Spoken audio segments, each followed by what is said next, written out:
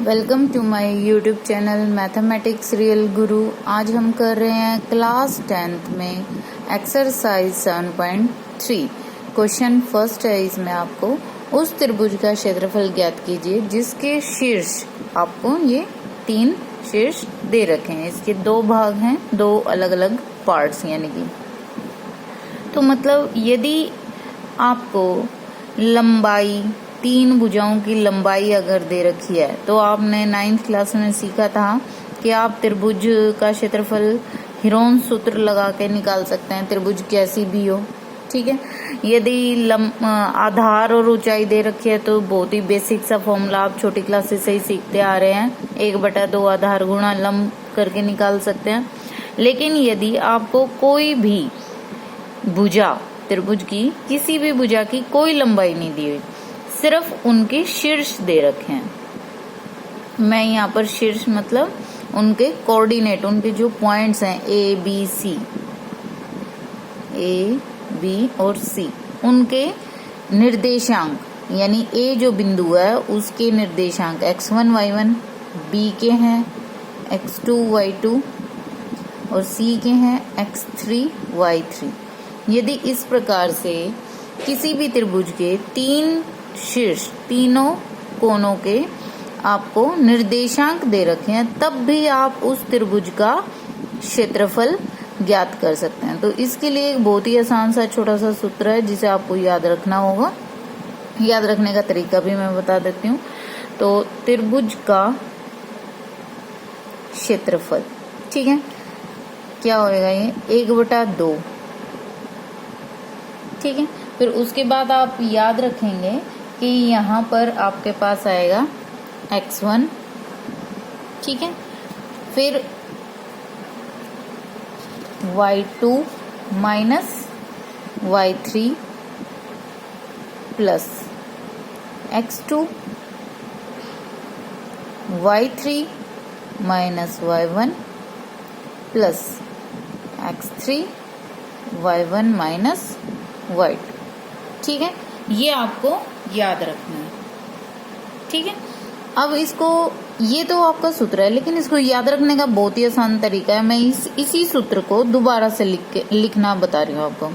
1/2 तो बाहर आएगा ही।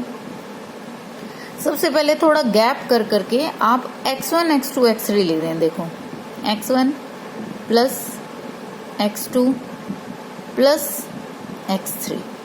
ओके, तीनों टर्म्स कंटिन्यूटी में, x1 plus x2 plus x3, लेकिन बीच में गैप रखना है ब्रैकेट्स के लिए। ठीक है, फिर आपको करना है y2 माइनस y3, कंटिन्यूटी में लिखना है 2 3, फिर उसके बाद आएगा y3 माइनस y1, फिर y2 माइनस y1। ठीक है, अब 2 और 1 आएगा। ठीक है, ये इस प्रकार से आपने याद रखना है और ये आपका फॉर्मूला बन जाएगा।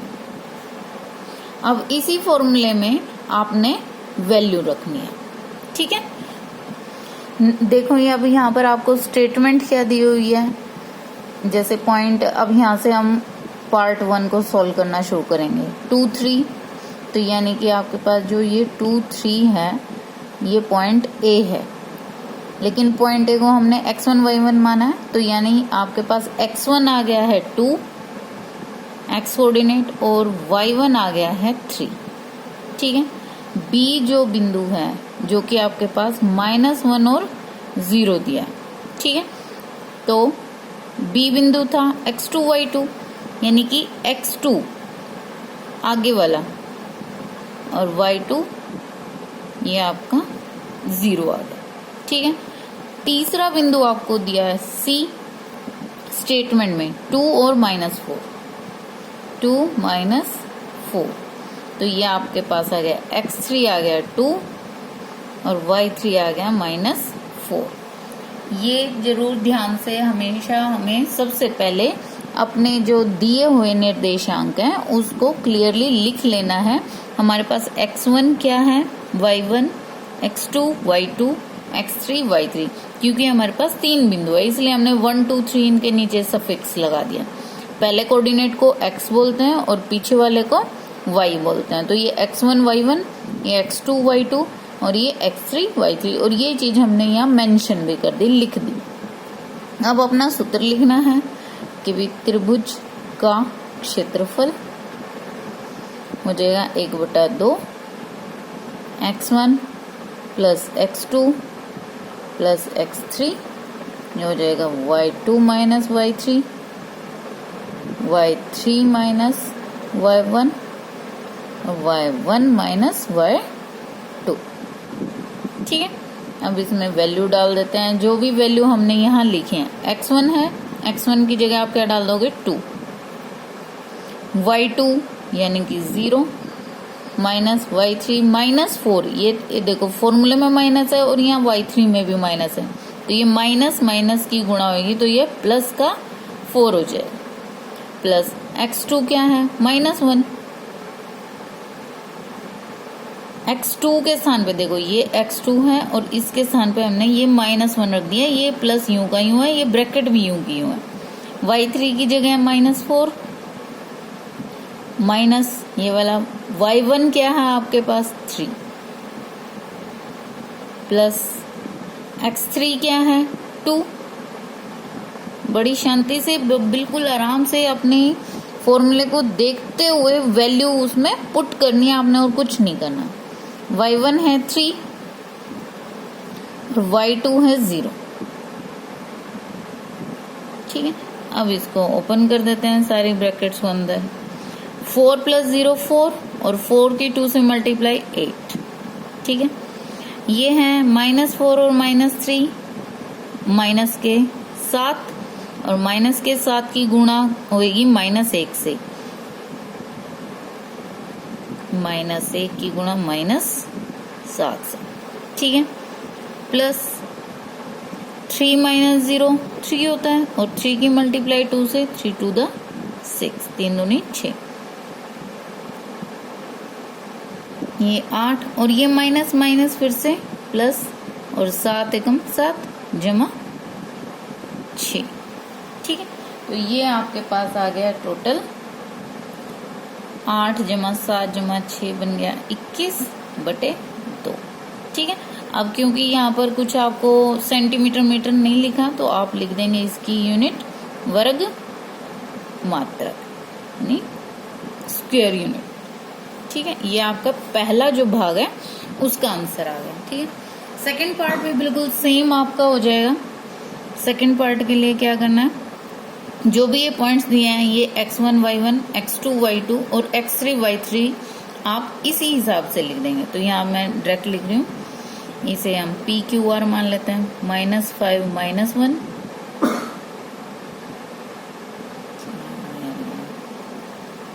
3 -5Q, R है आपके पास 5 और 2।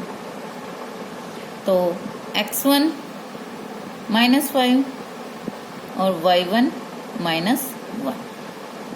ठीक है, यहाँ से और x2 y2 क्या हो जाएगा, x2 3 और y2 -5, यहाँ से आ जाएगा x3 5 और y3 2।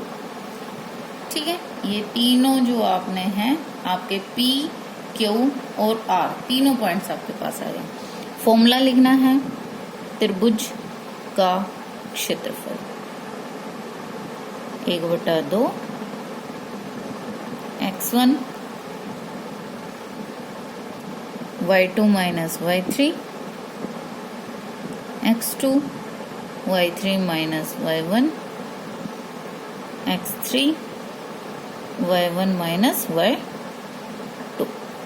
ठीक है, वैल्यू आपके पहले ही आपने छाट ली है, कौन सी वैल्यू x1 y2 सब है आपके पास, तो इसमें वैल्यू रख दो। x1 -5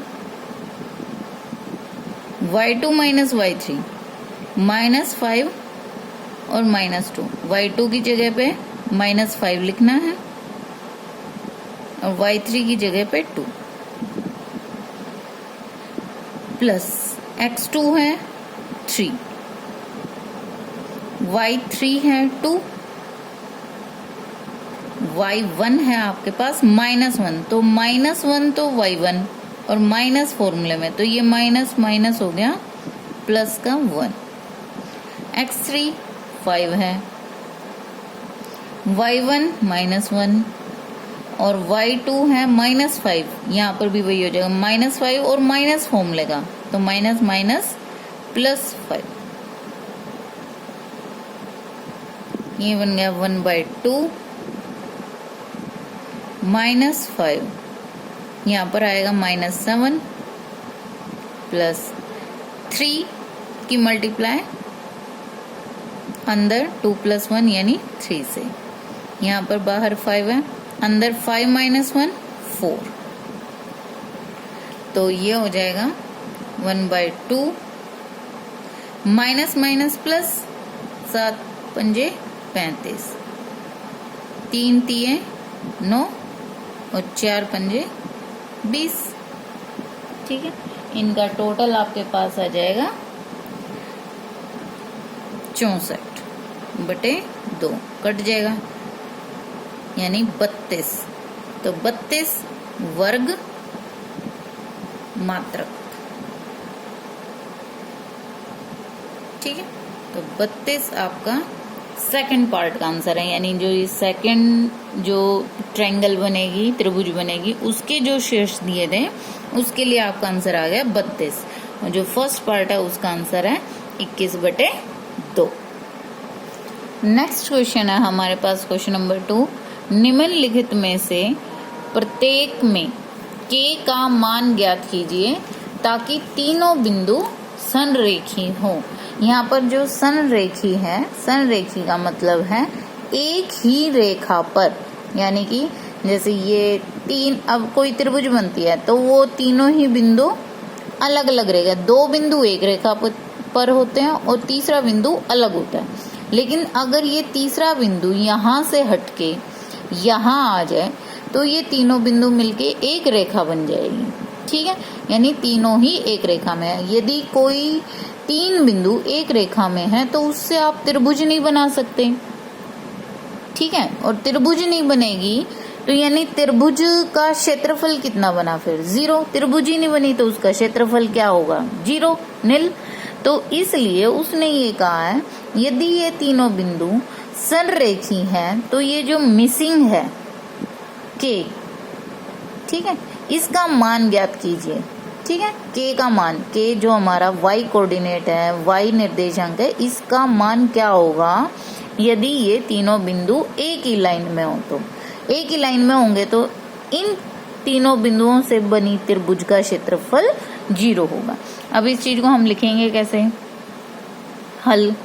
सबसे पहले जो ये बिंदु दे रखे हैं 7 - 2, तो ये तो हो गया आपका x1, ये हो गया y1। अब दूसरा बिंदु है 5 और 1, ये बन गया x2 और ये बन गया y2। तीसरा है 3 और k, ये बन गया x3 और ये बन गया y3।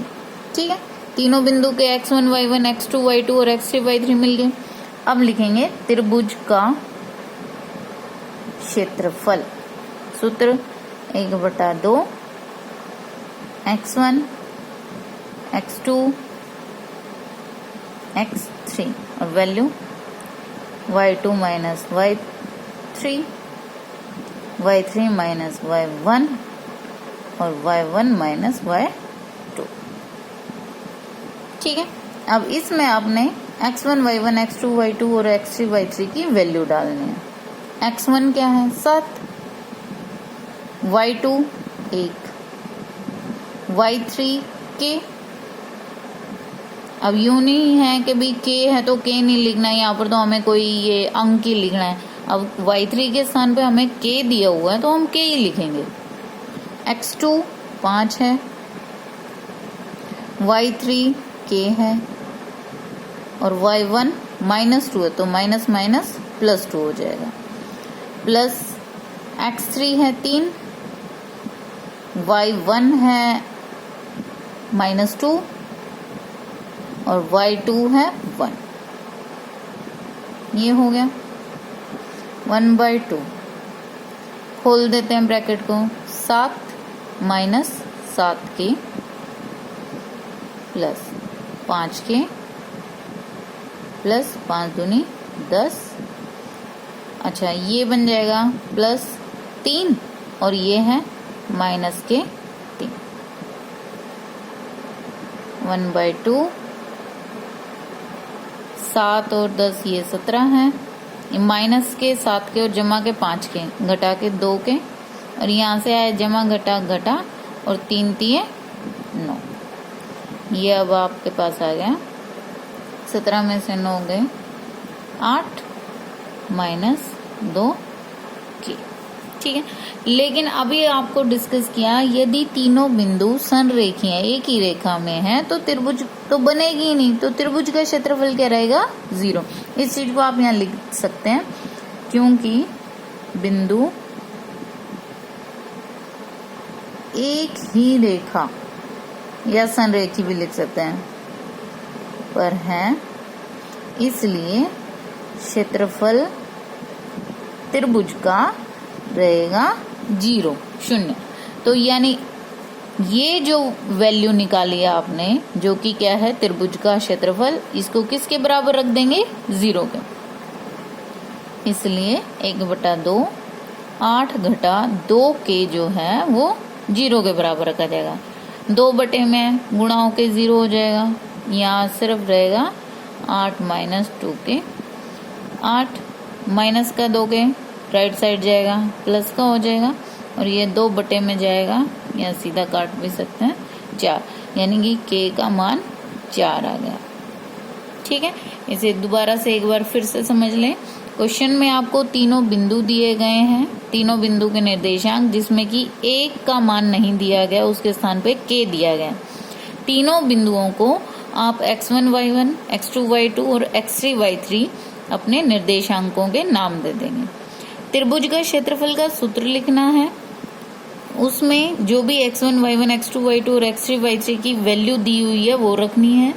ब्रैकेट खोल के आप उसे सॉल्व कर लेंगे। अब क्योंकि स्टेटमेंट में दिया है तीनों बिंदु संरेखीय हैं, तो एक ही रेखा पर है, एक ही रेखा पर होने का मतलब है त्रिभुज तो बनेगी नहीं। त्रिभुज नहीं बनेगी तो इसका मतलब है त्रिभुज का क्षेत्रफल जो है वो 0 के बराबर है। यानी कि जो आपने ये बिंदु रख के क्षेत्रफल निकाला था उसको 0 के बराबर रखना है, और वहां से आप समीकरण को हल करके k का मान निकाल लेंगे।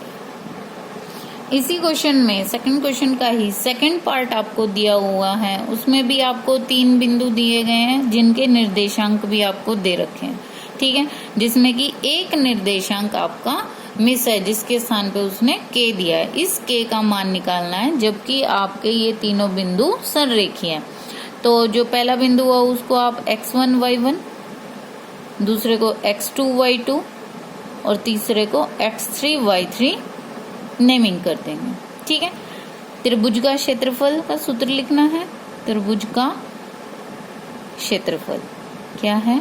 1/2 x1 x2 x3 y2 minus y3 y3 minus y1 y1 minus y2। ठीक है, त्रिभुज का क्षेत्रफल। अब आपने कुछ नहीं करना, सिर्फ ये जो मान आपको दे रखे हैं और आपने इनको इंडिकेट भी कर लिया है, x1 x2 y2 y3 सारी वैल्यू इसमें पुट करनी है। by2 x1 के स्थान पे 8, y2 है -4, y3 है आपका -5, और माइनस फॉर्मूले का है तो ये माइनस और माइनस +5 होगा, प्लस x2 है k, y3 है -5, माइनस y1 है 1, प्लस x3 तो 2 है आपके पास, y1 1 और y2 है -4, तो ये माइनस फॉर्मूले का और ये माइनस बिंदु का, तो ये माइनस माइनस हो गया प्लस। ठीक है, अब आपने ये ब्रैकेट सॉल्व करनी है, तो 8 बाहर है, 5 में से 4 गया 1, ये ब्रैकेट अंदर सोल्व करो, प्लस के -5 और -1 माइनस के 6 प्लस 2 है, 4 जमा 1 5 हो गया। ठीक है, अब इसको खोल लो, 8 एकम 8, ये है माइनस का 6 के हो जाएगा गुणा होके, और ये 5 दूनी 10, तो ये आ गया 10 जमा का 8 भी जमा का 18 माइनस 6 के। लेकिन बात तो वही रहेगी, क्योंकि बिंदु एक ही रेखा पे हैं तो त्रिभुज का क्षेत्रफल क्या रहेगा 0, तो इसलिए अब यहाँ पर ये पूरी लाइन आप एज इट इज लिख देंगे, क्योंकि बिंदु संरेखी दिए हैं, इसलिए क्षेत्रफल ट्रायंगल हो जाएगा 0। लेकिन क्षेत्रफल तो हमने निकाल ही लिया था, जो क्या है 1/2 18 घटा 6 के, जो कि हो जाएगा अब 0 के बराबर। अब 2 बटे में है, 0 से गुणा होएगा तो 0 हो जाएगा। यहाँ पर बचा आपके पास सिर्फ 18 घटा 6 के बराबर 0। 6 के राइट साइड जाएगा, जमा हो जाएगा, और 6 की टेबल में 18 3 पे, तो के का मान आपके पास आ गया सीधा सीधा 3। जो ये आपका मिसिंग था ना, निर्देशांक x2 मिसिंग था, यानी कि x2 आपका वैल्यू 3 आएगा।